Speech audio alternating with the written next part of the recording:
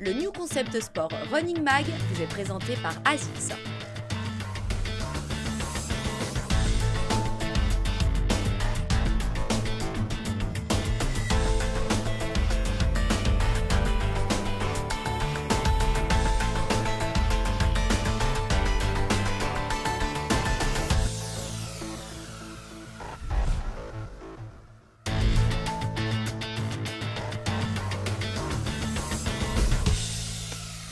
Notre coach Fred prépare une séance d'entraînement de technique de course pour Anouk en vue du marathon de Barcelone qui aura lieu en mars prochain. Ah, la voilà qui arrive. Mais elle boitille. La nouvelle tombe. Anouk s'est blessée à l'arrière de la cuisse gauche, mais malgré ça, elle a voulu persévérer. Alors en fait j'ai commencé ma semaine avec une sortie seuil en fait et puis j'ai enchaîné et puis j'ai commencé ma sortie tranquille, ça allait un petit peu, je sentais que c'était latent et puis tout d'un coup en fait dès que j'ai commencé à accélérer ça tirait et puis là je me suis arrêtée en fait au troisième cycle parce que j'ai vraiment pas pu continuer à courir, donc après je suis rentrée en marchant et puis voilà, je suis super triste parce qu'en plus il faisait froid et puis voilà, j'étais hyper motivée et puis je comprends juste pas ce qui se passe parce que j'avais l'impression que je progressais et puis c'est quelque chose qui motive parce que c'est vrai que voilà, à force de faire des sorties on se sent plus à l'aise, les sorties longues j'ai moins mal aux jambes à la fin, enfin il y a plein de choses qui font que je me sens mieux et plus à l'aise et puis c'est vrai que de se blesser maintenant en plus comme ça bêtement sur la jambe gauche, là où je me blesse jamais, c'est hyper frustrant en fait, quoi. Allez Anouk, inutile de se décourager. Fred, comment réagit le coach dans cette situation? Déjà le coach est positif, c'est-à-dire que c'est hors de question de porter cette espèce de deuil de la blessure, d'autant plus que le bobo là, que s'est fait Anouk, c'est pas inhérent à un choc répété, c'est-à-dire à une surcharge d'entraînement, c'est vraiment un petit accident de glissade, donc on est très positif par rapport à ça. Et puis c'est de montrer à nous que c'est pas grave et que rapidement on va trouver des alternatives avec du vélo et qu'on va pouvoir pallier un peu à ce petit bobo, mais ça va être très vite réglé. Nous voilà rassurés. Mais maintenant, que faut-il faire? Alors la première chose, c'est qu'il va falloir respecter le délai. Il y a une petite élongation donc, de cicatrisation du muscle. Donc là, elle va devoir respecter à nous 2 semaines vraiment de repos. Mais par contre, elle ne va pas rien faire. Et ça, c'est important. Quand on est blessé, eh bien, on peut faire des tas de choses. Et là, en l'occurrence, elle va pouvoir, Anouk, elle pourra pédaler un petit peu, donc faire un petit peu de vélo, sans forcer, très tranquillement, qui va lui permettre de maintenir un petit niveau de base. Fred m'a dit que je pouvais plus courir pendant quelques semaines, qu'il fallait que je repose un peu les jambes, mais que le vélo c'était quelque chose de sûr. Alors du coup, on m'a prêté ce socle et puis je peux utiliser mon magnifique vélo de ville pour m'entraîner à la maison. Donc voilà, maintenant je prends ça comme ça, voilà, ça. Et puis comme je vais partir en vacances prochainement, ça va me permettre de mieux profiter et puis de courir un petit peu au Japon et de découvrir le pays autrement.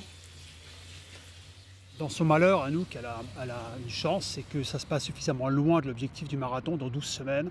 Donc on a largement le temps, en plus c'est les fêtes de Noël, donc elle va se reposer dans 10 jours, elle est complètement réparée, complètement retapée, et ça ne met absolument pas en cause la préparation.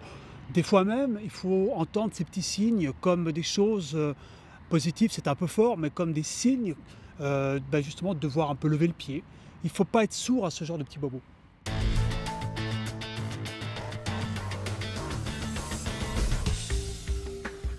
« 360 degrés protection », c'est aussi bien dans les chaussures que dans les textiles. La première chose, c'est la sécurité. On essaye d'être visible. La majeure partie des gens courent soit le matin avant d'aller au travail, soit plutôt le soir en rentrant du travail.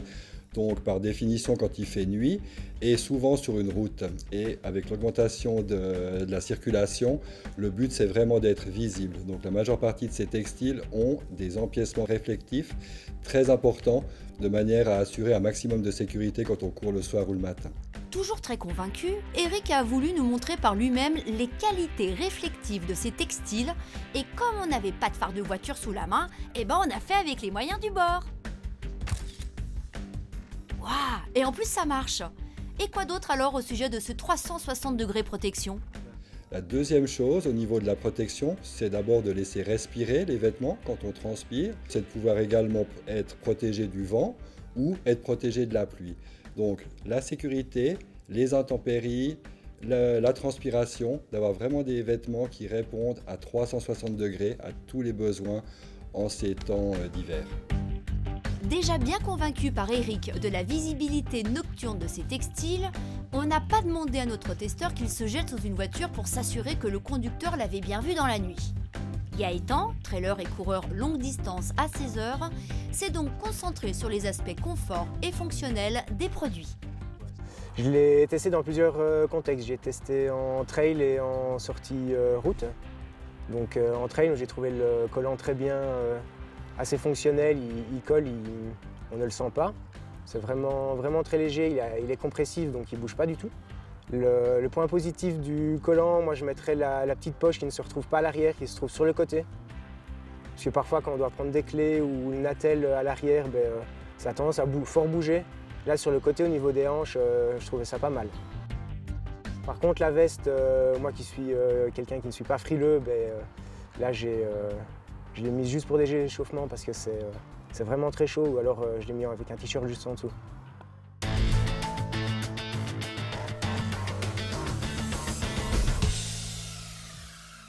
Alors aujourd'hui, je vais vous parler de la fracture de fatigue. C'est une maladie qu'on va retrouver chez les coureurs parce qu'elle touche surtout les os porteurs du corps. Alors normalement, quand on court, on va créer avec les impacts au sol des micro-lésions dans les os et le corps va lui-même remodeler les os au fur et à mesure. En fait, c'est un processus qui se fait constamment et naturellement.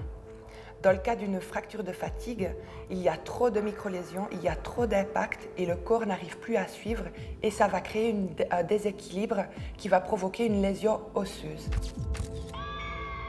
On peut vraiment dire que la fracture de fatigue, c'est une lésion par sursollicitation des os. Du coup, qu'est-ce qu'on peut faire quand on soupçonne une fracture de fatigue? Il faut tout de suite aller chez le médecin pour pouvoir définir si c'est effectivement une fracture de fatigue. À ce moment-là, il faudra du repos parce qu'il ne faut plus mettre l'os sous stress supplémentaire. Mais ça ne veut pas pour autant dire qu'il faut être complètement au repos. On peut utiliser ce temps pour faire du gainage, pour faire du renforcement spécifique, du moment où on ne met pas l'os encore plus sous contrainte. Dans un deuxième temps, avant la reprise du sport, la meilleure activité physique serait le aquajogging, puisqu'on peut travailler la course mais sans impact, le vélo, et puis ensuite, une fois qu'on a le feu vert du médecin, reprendre le sport tranquillement.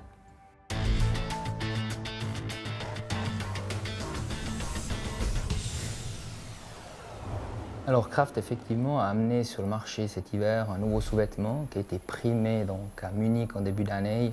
On a eu un award donc, à l'ISPO.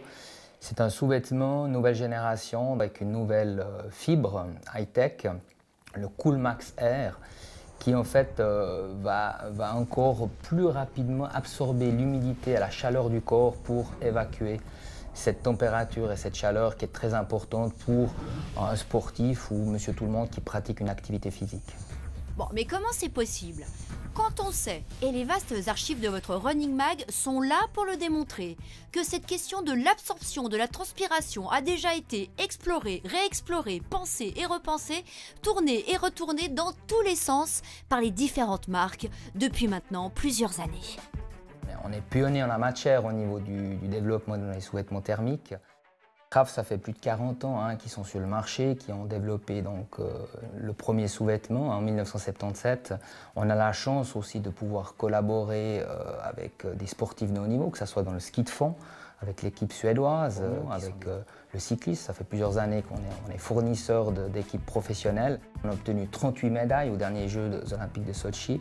Et on voit même des nations qui n'étaient pas forcément sponsorisées par Craft utiliser ce sous-vêtement. Donc c'est une preuve que c'est un produit qui fonctionne très bien. Bon, ok. Alors tout ça c'est très bien, c'est très gratifiant. Mais c'est quoi le petit truc? L'élément technologique qui justifierait que ce sous-vêtement soit vraiment, mais vraiment révolutionnaire? Alors c'est justement cette nouvelle fibre high-tech, le Coolmax Air, qui est un petit peu en forme d'aile d'avion et qui va justement avoir un pouvoir beaucoup plus important pour prendre cette humidité de la transpiration pour l'évacuer à l'extérieur. Et surtout, l'avantage de cette fibre, elle est beaucoup plus légère, donc on a un produit beaucoup plus léger, 100 grammes au mètre carré. On a un produit bien sûr plus performant et plus confortable.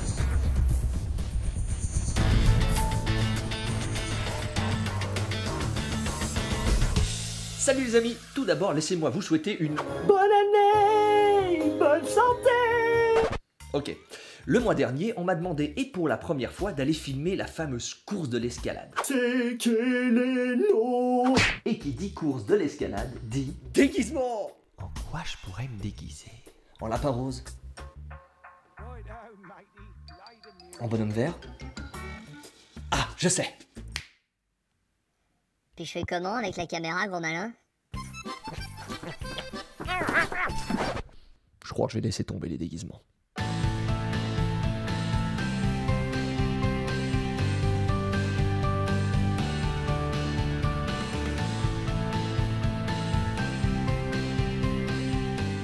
Eh ben c'est mon voisin. Salut Bernie. Ici nous sommes à la course de l'escalade. Aujourd'hui tout le monde court, bravo à tous les coureurs.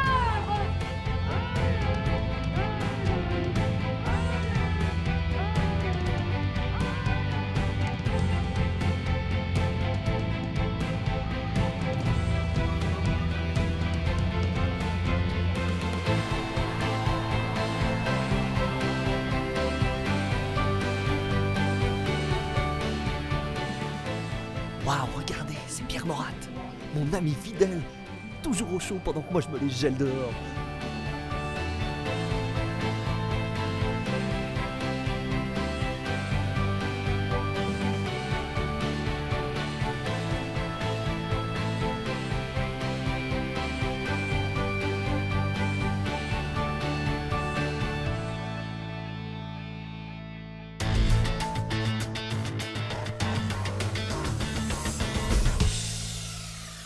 Aujourd'hui, je vais vous présenter la Cascadia GTX de Brooks. GTX, ça veut dire qu'elle est avec la membrane Gore-Tex, ce qui permet d'aller sur les terrains mouillés, humides, enneigés. Alors, on peut se poser la question si une membrane Gore-Tex est réellement utile ou pas, parce qu'on a une petite demande des clients. Je dirais clairement oui pour des gens qui marchent et qui marchent beaucoup, parce que, disons qu'en marchant, on va un petit peu moins vite. Si on se fait prendre par la pluie ou que c'est très mouillé, ça peut être assez sympa de rester au sec, surtout qu'il fait un peu froid en ce moment. Pour quelqu'un qui court, je dirais oui. Quelqu'un qui va dans la forêt, qui va sur les routes un petit peu enneigées, qui va un petit peu à la montagne, mais je mettrai un petit bémol sur la hauteur de la quantité de la neige, même poudreuse, parce qu'avec le chaud du corps, ça va fondre dans la chaussure si c'est un peu trop au bout d'un moment. Parce qu'effectivement, si après 3-4 heures dans la neige, on a le pied mouillé à l'intérieur, comme c'est pas respirant, on ne va pas sécher et du coup, on ne va pas gagner, quoi.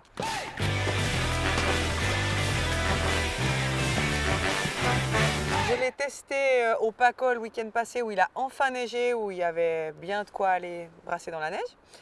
Alors, je dirais que côté étanchéité, jusqu'à 2 heures, 2 heures et demie, s'il n'y a pas trop de neige qui rentre au niveau de la cheville et qui fond dans la chaussure, on est bien. Après, on commence à être un petit peu humide dans la chaussure, mais pas le pied trempe, ce qui était une bonne nouvelle, je dirais, après plus de 4 heures de promenade dans la neige.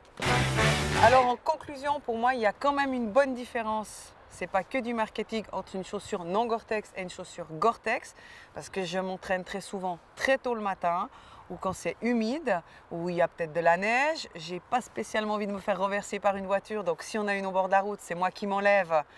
Et j'apprécie énormément de pouvoir courir au sec et le pied au chaud s'il y a de la bise ou qu'il fait froid. Et je sens quand même la différence. Et tôt le matin ou dans la neige, je privilégie le modèle imperméable, personnellement.